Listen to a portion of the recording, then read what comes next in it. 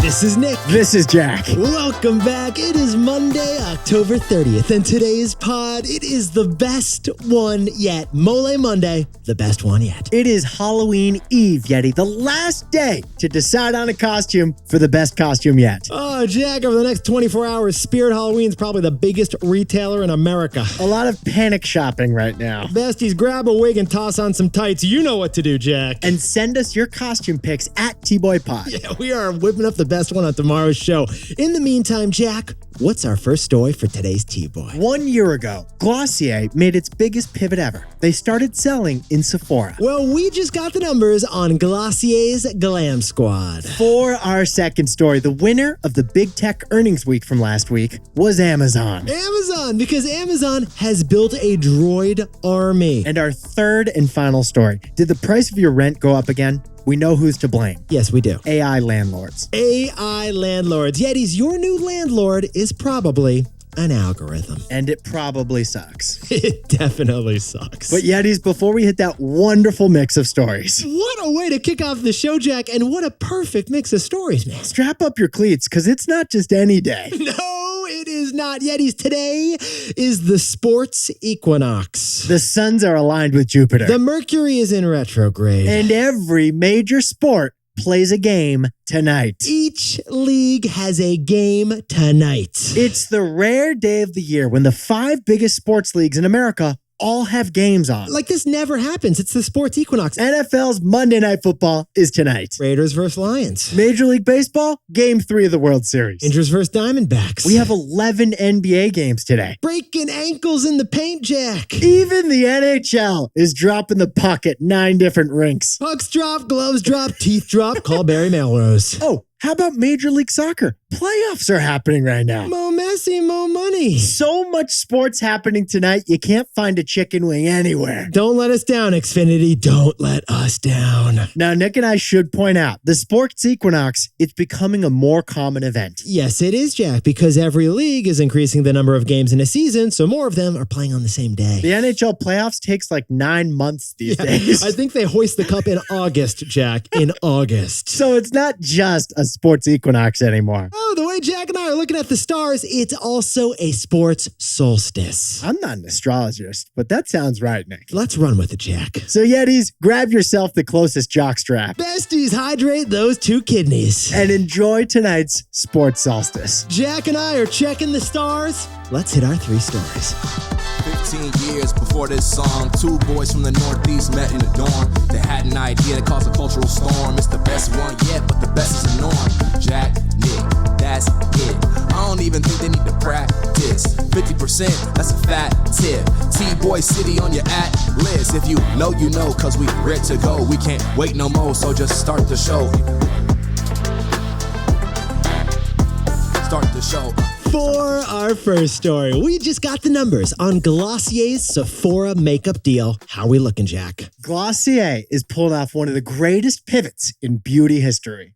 Yeti's Glossier, the cosmetics brand that invented millennial pink. Don't call it Glossier. Don't even think about it. Actually, nobody does that. But they did turn a shade into a vibe. Founded 9 years ago, Glossier hit a $2 billion private valuation as they pioneered the direct-to-consumer makeup industry. The $18 boy brow disrupted mascara faster than you can gloss a lower lip. Yetis, if it's not Glossier, it's not dewy. When Glossier was peak buzz, they had $250 million in sales every year. Jack and I were walking around New York. You could not stroll into a SoulCycle without seeing a stick of Glossier. But 2 years ago, Glossier's revenues began to slow. Glossier was simply losing its gloss. So 1 year ago, Glossier made its biggest pivot ever. And we covered it on this pod. And what was that pivot, Jack? They stopped being a direct-to-consumer company. Yetis, last year, Glossier completely changed their business model. For the first time, they started selling products through other stores, specifically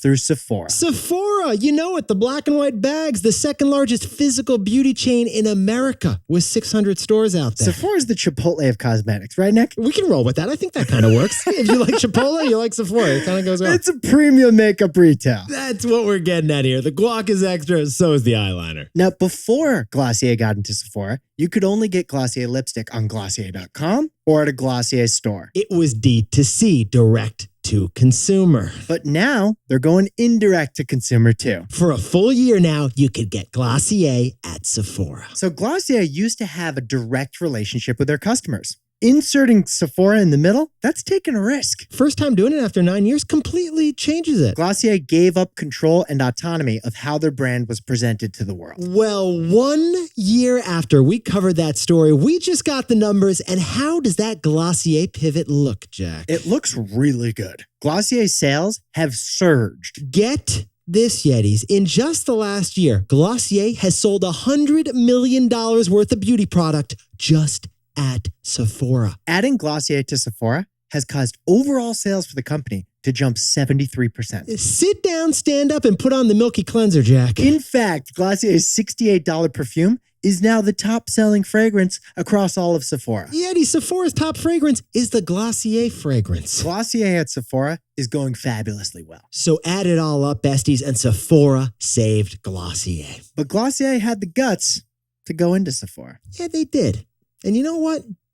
Sounds like we should do a takeaway. So, Jack, what's the takeaway for our buddies over at Glossier? Glossier graduated from awareness to action. Yetis, as a D2C direct-to-consumer company, Glossier was the it company. Everyone knew about Glossier, and we got the numbers to prove it. Glossier has 51% brand awareness, which is very strong. 51% brand awareness. But here's the interesting thing.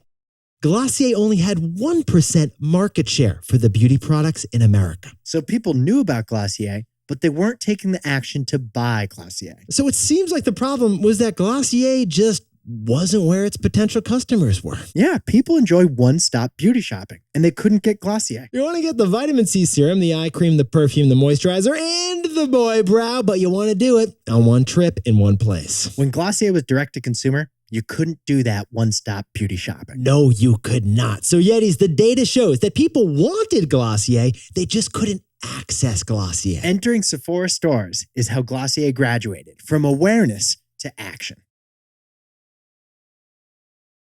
For our second story, the winner of earnings season, it's Amazon. But the one shocking thing you need to know about Amazon, it has a droid army of 750,000 robots. Why are we talking about anything else?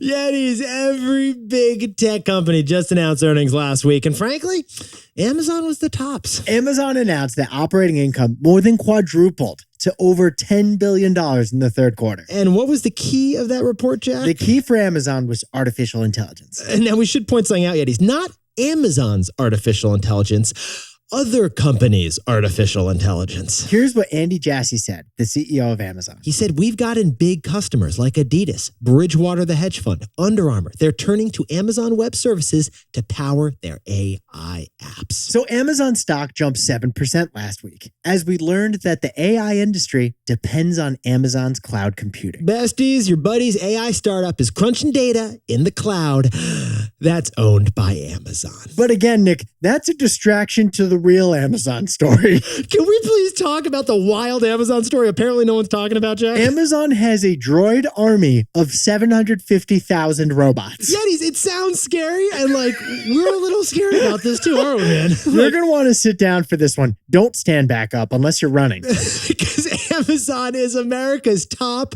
employer of robots. TechCrunch reported last week that Amazon has 750,000 robots already in operation. They're mostly Roomba-like vehicles carrying giant pallets of packages all around the warehouse. Most of the robots are giant Roombas moving around the floor of the warehouse. We're talking about 750,000 robots. Like, Jack, hey, R2-D2, pass me the cardboard box. Hey, C-3PO, tape up the cardboard box. Now, Yetis, here's the scarier news on top of that robot news. One robotics executive told TechCrunch last week they're expanding beyond wheeled locomotive robots to robots with legs. That's right. Amazon is testing out humanoid robots that have bodies that resemble us humans. They're testing out robots that look like us. Like, this is Nick, this is Jack, and this is Nick, and that is Jack. They're testing out robots that look like us, work harder than us, but don't have to pee like us. They're going to be doing work also that like resembles human work. Like, they're standing up and walking around. These robots are going to stand at the conveyor belt and put your item in a box, tape it up, up and ship it to you. Hey, Wally, you want to get a sandwich? Oh, I forgot you don't have a digestive tract. So, Jack, what's the takeaway for our buddies over at Amazon? Historically, robots don't take humans' jobs. They liberate humans to do other jobs.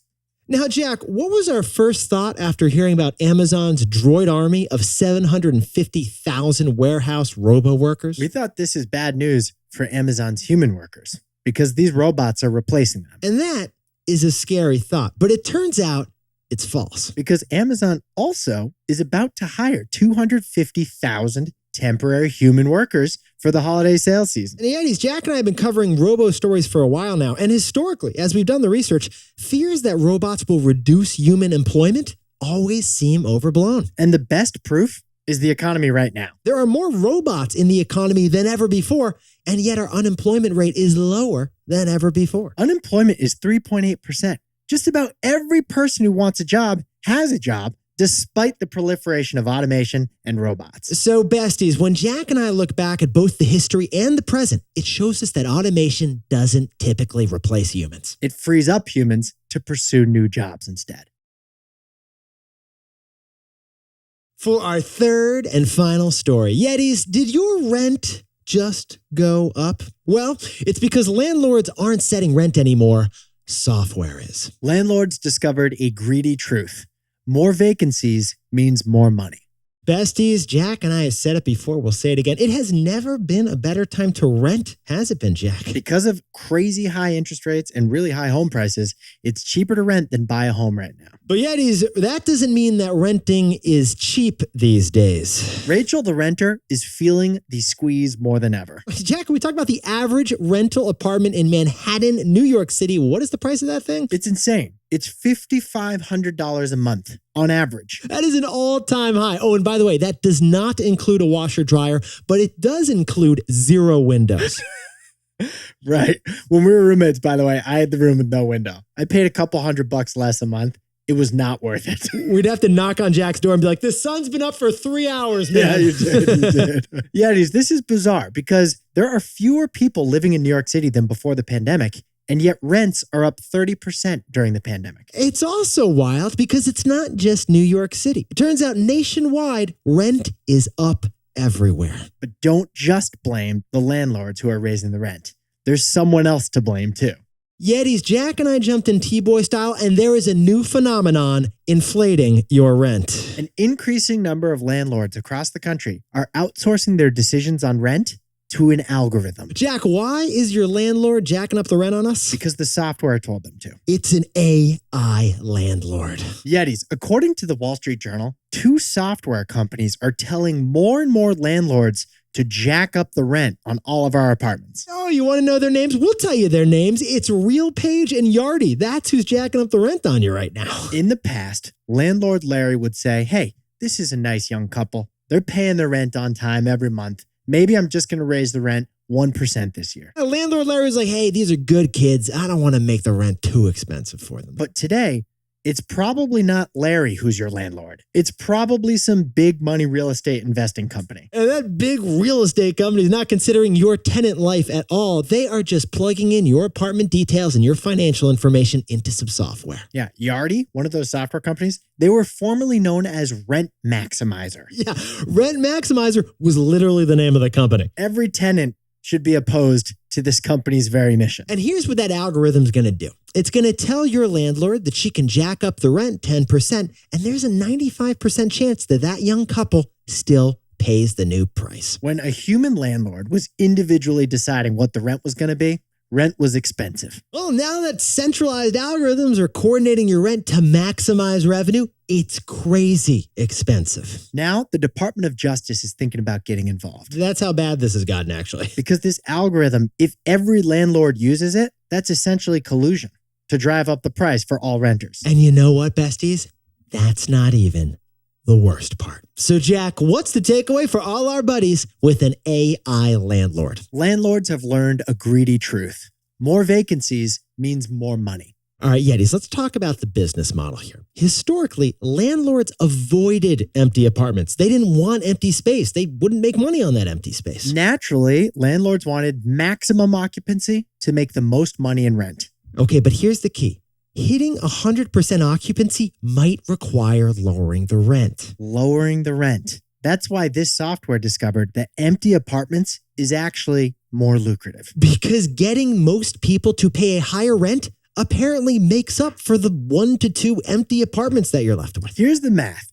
Raising the rent on all the units in the building makes up for the couple of tenants that decide to leave. Is that annoying algorithm? It says raise all the rents, even if that means some of the apartments remain empty. So it's counterintuitive, but having some vacancy actually maximizes revenue for a landlord. Even if it means a family had to leave their apartment, sadly. Or a restaurant or a store that's been there for generations has to shut down because they can't pay the rent. Yeah, as you're walking down the street and you're still seeing an open lot, you know who to blame on this one. Landlords have learned a greedy truth. More vacancies means more money for them. And the rest of society, we're stuck paying for it. Jack, can you whip up the takeaways for us for Mole Monday? Glossier's big decision to enter Sephora stores has boosted sales by 73% this year. Yetis, that's how Glossier graduated from awareness to action. For our second story, Amazon's cloud computing is winning, but it also has 750,000 robots. Now, historically, robots don't take human jobs. They liberate humans to do other jobs. And our third and final story is landlords. They're increasingly outsourcing their rent decisions to a rent-maximizing software program. Algo Landlords. Yetis, this software shows that Larry the landlord makes more money with more vacancy. It's a brutal, greedy truth. But Yetis, this pod's not over yet. Here's what else you need to know today. First, Jamie Dimon, the CEO of JP Morgan Chase, is selling 1 million shares of the bank, and that's worth over $1 billion of money. Some investors were alarmed, but it's actually common for executives to sell their stock eventually. Jamie. And second, Cruise, the self-driving taxi from General Motors, just paused service right over here in San Francisco. Yeah, pause is a generous way to put it because apparently Cruise misrepresented information about an accident, so their permit got suspended by California. And finally, Garth Brooks, the country music singer, has a new album, but he's got a bold launch strategy. He's only releasing his album at Bass Pro Shops. Yeah. You can only get it if you go to the fishing store. It feels like there's a takeaway here, Jack. Meet your customer where they are. Yeah, Garth Brooks is copying Glossier. Now, time for the best fact yet. This one sent in by Al Rubio from lovely San Antonio, Texas. You ever notice that tire walls on old cars, they were white tire walls? Yeah, if you look at old movies, the car tires weren't black. They were white tires on all the cars, right, Jack? It's because the old tires that used to move old cars were made of natural rubber. Yeah, and they had to add zinc to that rubber, and that made the tires white. And anyone who's put on zinc sunblock knows it makes you white. Oh, Jack, I am still trying to get some of this stuff off from this summer. Yetis, you look fantastic to kick off the week. Jack, are you watching the Sports Zodiac this weekend? Sorry, the Sports Solstice. Yeah, it's the sportiest day of the year. It's the sports solstice. You know, Jack, I didn't want to point it out at the beginning of the pod, but I'm pretty sure there's some preseason lacrosse involved today, too. That's rounding up right there, Nick. It's like Brown, we got the Big Red of Cornell. That's a big matchup right now. NESCAC versus Ivy League. I'm rooting for NESCAC. Matchup for the ages. Yetis, have a fantastic evening. Check out @TBoyPod on Instagram, and Jack and I will see you tomorrow.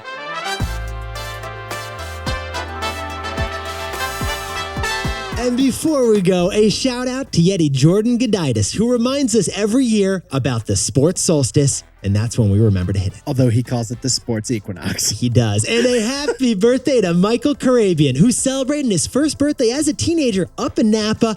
8 years until you get that Pinot Man. And happy 25th birthday to Shwayeb Ahmed in Silver Springs, Maryland. And Benito Maxwell, happy birthday over in Charleston, South Carolina. Jack, we gave him a shout out when he was in his mom's tummy and when he turned 6 months old. Not too shabby. Wow, Benito, you are the best one yet. And Brooke Morgan is turning 30 years old in San Diego. We wish her a speedy recovery and some positive marriage prospects. Congratulations to Jordan Gustafson, who's got a new job in Chicago. And Brendan and Bree just had their 1-year anniversary in the Bay Area. Celebrate that win. Congratulations to Holden and Haley, 2 great names, 2 great people who got engaged in South Jordan, Utah. Let's see those ring pics. And Ignacio Sartori and Luna Monelos are getting married down in Argentina. And if we know something about Argentina, this party ain't starting till 1 a.m., Jack. And congratulations to Scott Lorsch and Cecile Crystal, who are getting married in a teal suit and an ivory dress, and it's gonna be wonderful. Scott and Cecile, we watched your whole YouTube video. We wish we were going to this wedding. You're gonna have an absolute blast. We wish we were getting married.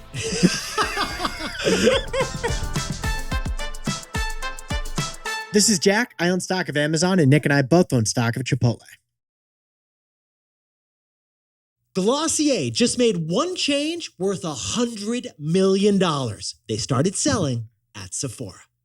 Glossier made one change that's worth $100 million. They started selling at Sephora. I'm going to make it awkward for Rachel and Adam. Have to pick one of those. Glossier made one change worth $100 million. Jack, I'm like, Jack, Glossier made a change worth $200 million. Yeah, just inflation. Yeah. Glossier just acquired Amazon by selling at Sephora. More on the story in today's show. Rachel, your choice. Which one's better?